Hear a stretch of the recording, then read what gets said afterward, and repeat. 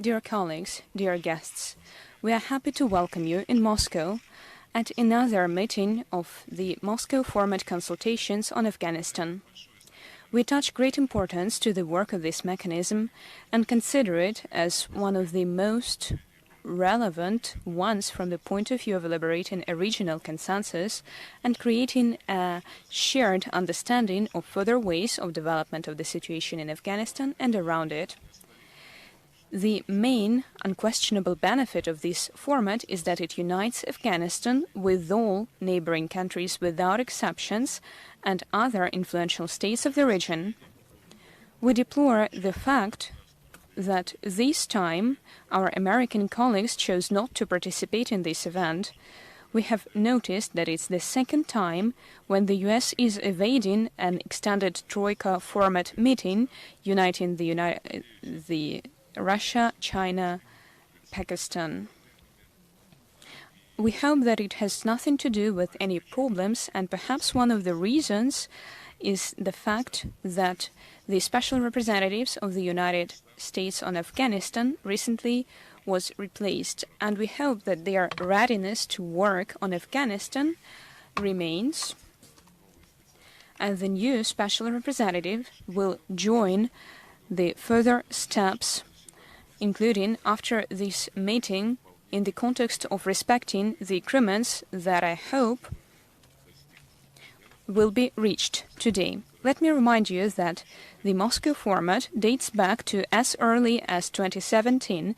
It was at this platform that in November 2019, the Taliban movement delegation and the Republican camp met for the first time at the same negotiation table in the presence of representatives of 10 countries. Now, after a drastic change of the situation on the ground, it would be pointless to look for someone to blame for failing to secure a tangible result in national reconciliation. Let me only point out that the great expectations placed on the Republican camp on the former Afghanistan, headed by Ashraf Ghani, former president, did not materialize. Right now, there is a new administration in power. It is an accomplished fact which places a great responsibility upon the Taliban movement. The efforts it undertakes to stabilize the military situation, getting government mechanisms on track, are laudable. But the task of reaching a sustainable peace in Afghanistan is still relevant. We see the key to its solution in forming a truly, genuinely inclusive government that would truly reflect the interests of all ethnic and political forces of the country. Such political farsightedness would serve as a good lesson to those who sacrificed national interests to satisfy their own political ambitions, essentially casting their people adrift. It would also predefine the progressive development of the country based on the support of the broadest population spheres possible. Support of the populace is, of course, related to leading a wise social politics and respecting fundamental rights and freedoms. We have discussed it in great detail before opening this meeting.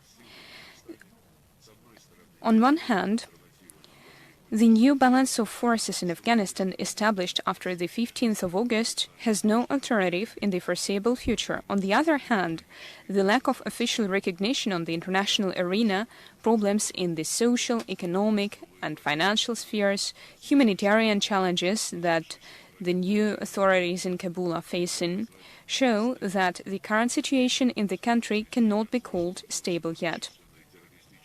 This is something that numerous terrorist groups, first and foremost ISIL and Al-Qaeda, are trying to use. These groups are once again rearing their heads, launching brazen deadly attacks in various parts of the countries. Unfortunately, the problem of drug production remains pressing, and today a real threat of the terrorist and drug-related activities, including those disguised as migration flows, spilling over to the territory of neighboring countries. This is why we are understandably worried about the Central Asian region. Countering the above-mentioned threats to Afghanistan's security and the surrounding region, just like countering threats that are projected to other regions, requires a timely and adequate response both within the country and by external partners.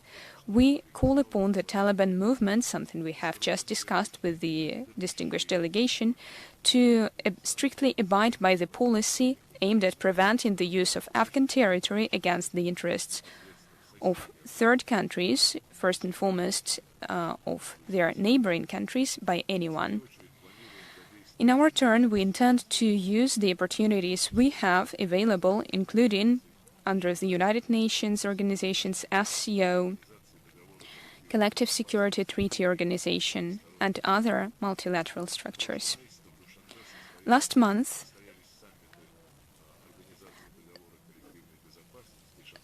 summits of CSTO and SCO took place in Dushanbe, and a special joint meeting of these units at the highest level took place to discuss the situation in Afghanistan.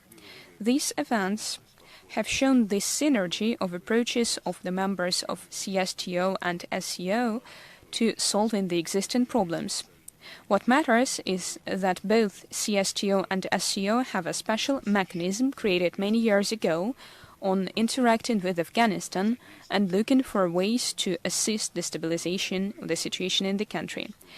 We are happy to see the level of practical cooperation with the Afghan authorities, which enables us to solve pressing issues of ensuring the security of Russian nationals living in Afghanistan and unimpeded work of our embassy in Kabul, just like unimpeded work of other countries.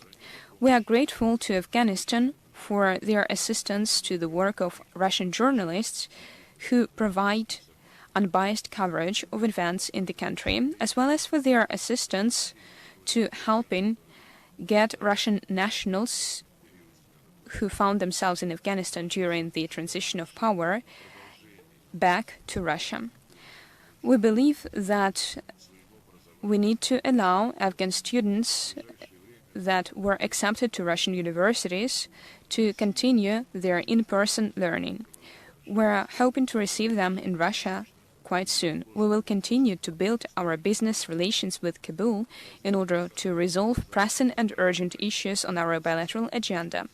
National education, healthcare, and other social important spheres are particularly important given the country's limited financial capacity, and resolving related tasks requires energetic efforts and creative solutions from the new authorities. The news about deterioration of the conditions of life of Afghans are worrying. It is related with the inability of a large share of the Afghan society to ensure adequate nutrition for themselves. We hope that today the representatives of the Afghan delegation will share first-hand accounts about the situation in the humanitarian sphere. We are convinced that it's time to mobilize the efforts of the world community to provide Kabul with effective financial, economic, and humanitarian assistance in order to prevent a humanitarian crisis and curb migration flows. The extraordinary summit of G20 on Afghanistan that took place on the 12th of October has shown the convergence or proximity of positions of regional and out-of-region players on this issue. We expect a responsible behavior towards Afghan citizens, first and foremost from the Western countries whose 20-year-long presence in Afghanistan brought about the current deplorable situation and did not in any way contribute to strengthening the industrial and economic sphere of Afghanistan.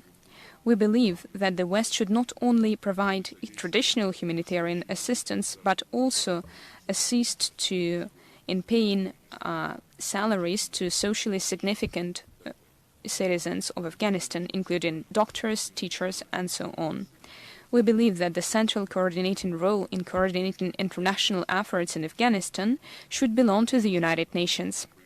I hope that the collective call of the countries members of the Moscow format that will be issued after today's meeting will be heard by the UN leadership, and in the near future we will receive a favorable, relevant response.